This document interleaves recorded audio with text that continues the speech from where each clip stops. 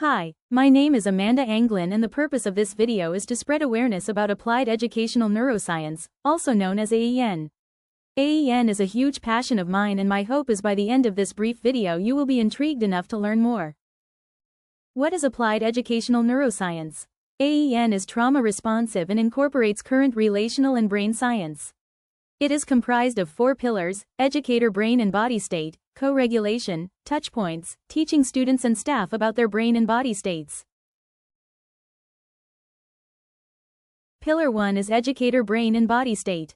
It focuses on supporting staff by helping provide them with time for connection and regulation throughout the day. It also focuses on teaching focused attention practices and making them habit. Teachers can be ready and able to help students by supporting their own self-regulation. Checking to make sure we as adults are regulated can help diffuse a situation. Pillar 2 is co-regulation. Co-regulation is the process of one nervous system responding to the state of another nervous system. It's unconscious, automatic, a survival necessity, goes both ways, and how children learn to self-regulate. Co-regulation focuses on the positive interactions. Being supportive and being a role model can help students process and regulate their own thoughts and feelings. Using co-regulation strategies can help create connections and relationships between adults that can help students feel safe. Nonverbal communication is key. Body language can make a student feel safe or can increase behaviors depending on how regulated or unregulated an adult is. Creating intentional interactions with students in ways like rhythmic movement and conversation can calm unregulated students and adults. Pillar 3 is touchpoints. Touchpoints are intentional interactions between educators and students that take place throughout the school day. Touchpoints can last anywhere from 30 seconds to 5 minutes. This could be complementing a student's strengths. Another example would be to have a conversation about things that interest the student. Touchpoints help students build resilience, learn lessons about feelings of despair and hopelessness, and better engage with educators and people they encounter in school.